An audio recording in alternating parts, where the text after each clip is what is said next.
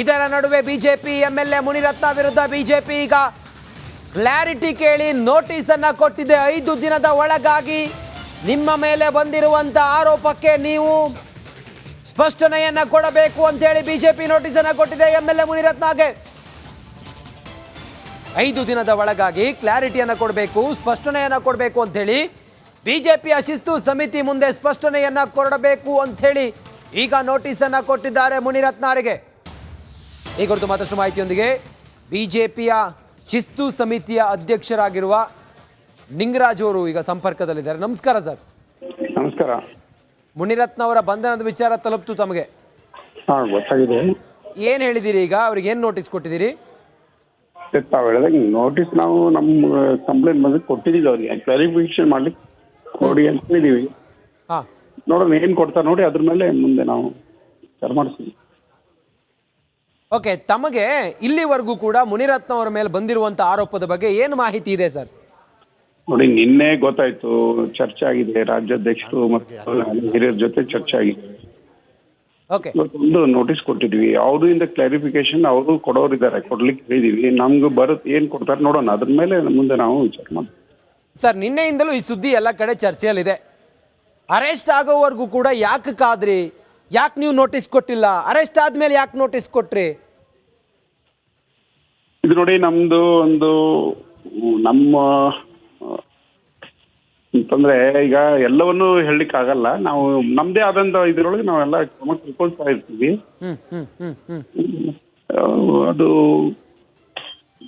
ಮುಂದೆ ತಮ್ಗೆ ಗೊತ್ತಾಗುತ್ತೆ ಅಷ್ಟೇ. ನಾವು ಈಗ ನೋಟಿಸ್ ಕೊಟ್ಟಿದ್ದೀರಿ ಅಂತ ಹೇಳ್ತಾ ಇದ್ದೀರಿ, ಆ ನೋಟಿಸ್ ನಲ್ಲಿ ಏನ್ ಹೇಳಿದಿರಿ? ಅದೇ ಕ್ಲಾರಿಫಿಕೇಶನ್ ಕೇಳಿದೀವಿ ಸರ್.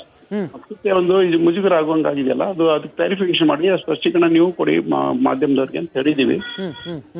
ಇದು ನೋಡೋಣ, ಅದೇನು ಅವರು ಕೊಡ್ತಾರೆ, ಅದ್ರ ಮೇಲೆ ಮುಂದೆ ನಾವು ವಿಚಾರ ಮಾಡ್ತೀವಿ. ಅದನ್ನ ಕಮಿಟಿ ಇದೆ, ಪ್ಲಸ್ ಮೇಲಿನ ಎಲ್ಲ ಹಿರಿಯರು ಇದ್ದಾರೆ, ಅಲ್ಲೆಲ್ಲ ಚರ್ಚೆ ಮಾಡಬೇಕಾಗ್ತದೆ. ಈ ನಮ್ಮಲ್ಲಿ ನಾವು ಇದು ಮಾಡ್ಲಿಕ್ಕೆ ಆಗಲ್ಲ. ಇದೊಂದು ಪೊಲಿಟಿಕಲ್ ಪಾರ್ಟಿ, ಅದರಲ್ಲೇ ತನ್ನದೇ ಆದಂತ ಒಂದು ಸಂವಿಧಾನ ಪ್ರಕಾರ ನಮ್ದು ಇದಿದೆ, ಪ್ರೊಸೀಜರ್ಸ್ ಇದೆ, ಮಾಡಬೇಕಾಗುತ್ತೆ. ಅದು ಮಾಡ್ತಾ ಇದೀವಿ ನಾವು ಅಷ್ಟೇ. ಓಕೆ, ಲಿಂಗರಾಜ್ ಅವರೇ, ತಾವು ಆಡಿಯೋ ಕೇಳಿದ್ದೀರಿ ಅಂತ ನಾನು ಅನ್ಕೋತೀನಿ. ಕೇಳಿದೀನಿ. ಅದರಲ್ಲಿ ಹೆಣ್ಣು ಮಕ್ಕಳ ಮೇಲೆ ಜಾತಿ ನಿಂದನೆ ಮಾಡಿರೋದು ಇದೆಲ್ಲ ಸರಿನಾ? ಇದು ಅದ್ರ ಬಗ್ಗೆ ನಾವು ಸ್ಪಷ್ಟೀಕರಣ ಕೇಳಿದೀವಿ ಸರ್. ಈಗ ಆಡಿಯೋ ಅದು ನಿಜಾನೋ ಸುಳ್ಳು ಅವರು ನಮ್ದಲ್ಲ ಅಂತ ಹೇಳ್ತಾ ಇದಾರೆ. ನೋಡೋಣ, ಅದು ಏನೇನಾಗುತ್ತೆ ನೋಡೋಣ. ಕೇಸ್ ಆಗಿದೆಯಲ್ಲ, ಇನ್ವೆಸ್ಟಿಗೇಷನ್ ಆಗುತ್ತೆ, ನಂತರ ನೋಡೋಣ. ಈಗ ಈ ಆರೋಪ ಒಂದು ಕಡೆಯಲ್ಲಿ ರಾಜಕೀಯವಾಗಿ ಹೇಳಿದ್ರೆ ಇವ್ರನ್ನ ರಾಜಕೀಯವಾಗಿ ಮುಗಿಸೋ ಷಡ್ಯಂತ್ರ ಅಂತ ಹೇಳ್ತಾ ಇದ್ದಾರೆ ಕೆಲವರು, ಚರ್ಚೆಯಲ್ಲಿದೆ. ಈ ಬಗ್ಗೆ ತಾವೇನಾದ್ರೂ ಕ್ಲಾರಿಟಿ ಕೊಡ್ತೀರಾ ಅಥವಾ ತಾವೇನಾದ್ರೂ ಹೇಳ್ತೀರಾ ಇದ್ರ ಬಗ್ಗೆ? ಇದ್ರ ಬಗ್ಗೆ ನಾನೇನು ಹೇಳಿಕ್ಕೆ ನನಗೆ ಅಧಿಕಾರ ಇಲ್ಲ, ದಯವಿಟ್ಟು ಕ್ಷಮಿಸ್ಬೇಕು. ಆಮೇಲೆ ಪಕ್ಷದ ಅಧ್ಯಕ್ಷರು ಹಿರಿಯರೆಲ್ಲ ಇರ್ತಾರೆ, ಕಮಿಟಿ ಇದೆ, ಅಲ್ಲೆಲ್ಲ ಚರ್ಚೆ ಆಗ್ತದದು. ಗಮನಿಸಿ ನಾವು ಹಂಗೇನೇ ಹೇಳೋದಿದ್ರೆ ಆಮೇಲೆ ಹೇಳ್ತೀವಿ, ನಾವು ಮಾಧ್ಯಮದ ಮೂಲಕ ಹೇಳ್ತೀವಿ.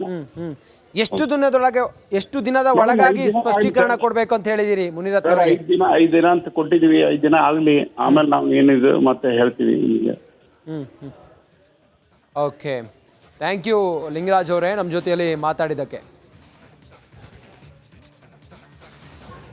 ಇನ್ನು ಈ ಕುರಿತಾಗಿ ನಮ್ಮ ಜೊತೆಲಿ ಮಾತಾಡೋದಕ್ಕೆ ರಾಜರಾಜೇಶ್ವರಿ ನಗರದಲ್ಲಿ ಮುನಿರತ್ನ ಅವರ ವಿರುದ್ಧ ಪರಾಜಯಗೊಂಡ ಕುಸುಮ, ಕಾಂಗ್ರೆಸ್ನ ಮುಖಂಡೆ ಕುಸುಮ ಅವರು ನಮ್ಮ ಜೊತೆಲಿ ಸಂಪರ್ಕದಲ್ಲಿದ್ದಾರೆ. ಮೇಡಮ್ ನಮಸ್ಕಾರ.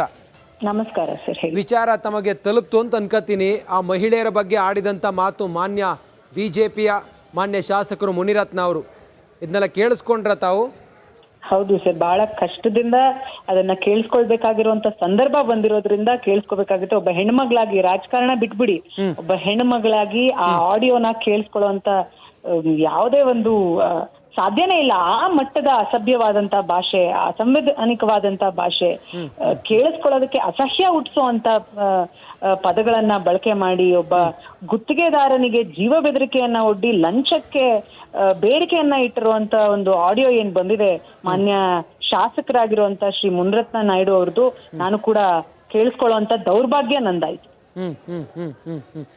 ಮುನಿರತ್ನ ಅವ್ರು ಹೀಗೆಲ್ಲ ಬೈತಾರೆ, ಮುನಿರತ್ನ ಅವ್ರು ಹೀಗೆಲ್ಲ ಗುತ್ತಿಗೆದಾರರಿಗೆ ಜೀವ ಬೆದರಿಕೆ ಹಾಕ್ತಾರೆ ಅನ್ನೋ ವಿಚಾರ ಈ ಆಡಿಯೋ ಕೇಳಿಸ್ಕೊಂಡು ಈ ಸುದ್ದಿ ಬಂದ ನಂತರ ತಮಗೆ ಗೊತ್ತಾಯ್ತೋ ಅಥವಾ ಈ ಹಿಂದೇನೋ ತಮಗೆ ಗೊತ್ತಿತ್ತ ಕುಸುಮ ಅವರೇ? ತಾವು ಕೂಡ ಅದೇ ಕ್ಷೇತ್ರದವ್ರು ಆದ್ರಿಂದ ಕೇಳ್ತಿದ್ದೀನಿ. ನನ್ಗೆ ಬಹಳಷ್ಟು ಜನ ಬಂದು ಹೇಳೋರು, ಬಹಳ ಅವಾಚ್ಯವಾಗಿ ಪದಗಳನ್ನ ಉಪಯೋಗಿಸ್ತಾರೆ, ಅಧಿಕಾರಿಗಳಿಗೆ ಕೆಟ್ಟದಾಗಿ ಮಾತಾಡ್ತಾರೆ. ಹಾಗೆ ಜನಗಳು ಯಾರಾದ್ರೂ ಈ ಗುತ್ತಿಗೆದಾರರು ಇರ್ಬೋದು ಅಥವಾ ಜನಗಳಿಗೆ ಹೋಗಿ ಏನಾದ್ರು ಇದೆ ಕಷ್ಟ ಅಂತ ಕೇಳಿದಾಗ್ಲೂ ಕೂಡ ಅಸಭ್ಯವಾಗಿ ವರ್ತನೆಯನ್ನ ಮಾಡ್ತಾರೆ ಅಂತ ಹೇಳಿ ಬಹಳಷ್ಟು ಜನ ಬಂದು ನಮ್ಗೆ ಹೇಳೋರು. ಆದ್ರೆ ಒಂದೇ ಒಂದು ಅಂತಂದ್ರೆ ಯಾರ ಹತ್ರನೂ ಯಾರಿಗೂ ಹೆದರ್ಸೋ ಅಂತ ಶಕ್ತಿ ಇರ್ತಿರ್ಲಿಲ್ಲ. ಎಲ್ಲ ಬಹಳ ಭಯ ಹೆದರ್ಕೊಂಡಿರುವಂತದ್ದು. ಇಡೀ ರಾಜರಾಜೇಶ್ವರಿ ನಗರ ಕ್ಷೇತ್ರದಲ್ಲಿ ನೀವು ಯಾರನ್ನೇ ಹೋಗಿ ಕೇಳಿದ್ರು ಕೂಡ ಒಂದು ಭಯದ ವಾತಾವರಣ ಇರ್ತಿತ್ತು. ಯಾಕಂದ್ರೆ ಅವ್ರು ಸಖತ್ತು ತುಂಬಾ ಹೆದರ್ಸೋದು ಬೆದರ್ಸೋವಂಥದ್ದು ಮಾಡುವಂಥದ್ದು ಅವರ ಪ್ರವೃತ್ತಿ. ಬಹುಶಃ ಅವ್ರ ಹಿನ್ನೆಲೆ ಹಂಗಿರೋದ್ರಿಂದ ಅದನ್ನ ಮಾಡ್ಕೊಂಡು ಬರ್ತಿದ್ರು ಅನ್ಸತ್ತೆ. ಆದ್ರೆ ನನಗೆ ನಿನ್ನೆ ಯಾವಾಗ ಈ ವಿಡಿಯೋಗಳು ಆಡಿಯೋಗಳು ಬಂತು, ಯಾವಾಗ ಅವರು ಗುತ್ತಿಗೆದಾರರು ಪ್ರೆಸ್ ಮೀಟ್ ಅನ್ನ ಮಾಡಿದ್ರು, ಆ ಆಡಿಯೋಗಳು ಬಂತು, ಅವಾಗ್ಲೇ ನಾನು ಕೂಡ ಕೇಳಿತ್ತು ಇದನ್ನ. ಕೇಳಿದಂತ ಸಂದರ್ಭದಲ್ಲಿ ನನ್ಗೆ ಬಹಳ ಅಸಹ್ಯ ಅನ್ಸಿದ್ದು ಅಂತಂದ್ರೆ, ಹೆಂಗೆ ನೀವು ಯಾವ ರೀತಿ ಮಾತಾಡ್ತೀರಿ, ದಲಿತರ ಬಗ್ಗೆ ಮಾತಾಡ್ತೀರಿ, ಒಕ್ಕಲಿಗರ ಬಗ್ಗೆ ಮಾತಾಡ್ತೀರಿ. ಸ್ವಾಮಿ, ನೀವು ಚುನಾವಣೆಯಲ್ಲಿ ಆಯ್ಕೆ ಆಗ್ಬೇಕು ಅಂತ ಅಂದ ಸಂದರ್ಭದಲ್ಲಿ ಎಲ್ಲರ ಮನೆಗೂ ಹೋಗ್ತೀರಿ, ಎಲ್ಲರನ್ನೂ ಬೇಡ್ಕೋತೀರಿ, ಮತದಾರ ದೇವರುಗಳೇ ಅಂತ ಹೇಳ್ತೀರಿ. ನಿಮ್ಮ ದೇವರುಗಳ ಬಗ್ಗೆ ನೀವು ಮಾತಾಡುವಂತ ಮಾತಾ ಇದು.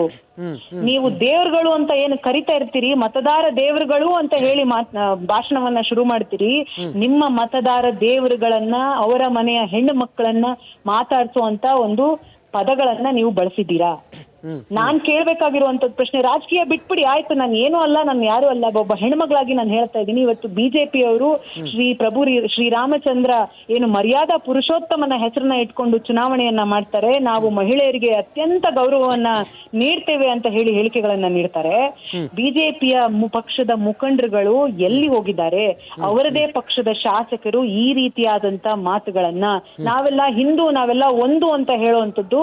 ಹಾಗಾದ್ರೆ ದಲಿತರು ಯಾರು ಸ್ವಾಮಿ? ಒಕ್ಕಲಿಗರು ಯಾರು ಸ್ವಾಮಿ? ಅವ್ರು ಹಿಂದೂಗಳಲ್ವಾ? ನೀವು ಅವ್ರನ್ನ ಮಾತಾಡ್ಸುವಂತ ಮಾತಾ ಇದು? ಎಲ್ಲೋಗಿದ್ದೀರಿ? ಮತ್ತೆ ಹೇಳಿಕೆಗಳನ್ನ ಕೊಡಿ. ನಿಮ್ಮ ದಲಿತ ಸಂಘಟನೆ ಮುಖಂಡರುಗಳು ಬಿಜೆಪಿಯಲ್ಲಿ ಯಾರು ಇದ್ದಾರೆ ಅವರೆಲ್ಲರೂ ಕೂಡ ಬಂದು ಹೇಳಿಕೆ ಕೊಡಿ. ಏನು ಇದನ್ನ ಸಮರ್ಥಿಸ್ಕೊತಿದಾರ? ಹಾಗಾದ್ರೆ ಈ ರೀತಿಯಾದಂತ ವರ್ತನೆಯನ್ನ, ಈ ರೀತಿಯಾದಂತ ಭಾಷೆಯನ್ನ ಒಬ್ಬ ಬಿಜೆಪಿ ಶಾಸಕ ಮಾಡ್ತಿರೋದನ್ನ ನೀವು ಸಮರ್ಥಿಸ್ಕೊಳ್ತಾ ಇದ್ದೀರಾ? ಬಂದು ಹೂ ಅಥವಾ ಹೂ ಎರಡು ಮಾತ್ರ ಹೇಳಿ, ಇನ್ನೇನು ಬೇಡ.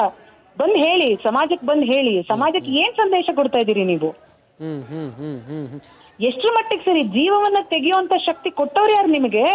ನಿಮಗೆ ಜನ ಬರೀ ಅವರ ಕೆಲಸ ಮಾಡ್ಲಿಕ್ಕೆ ಜನಪ್ರತಿನಿಧಿಯಾಗಿ ಆಯ್ಕೆ ಮಾಡಿದ್ದಾರೆ ಹೊರತು ಇನ್ನೊಬ್ಬರ ಜೀವ ತೆಗೆಯೋದಕ್ಕಲ್ಲ.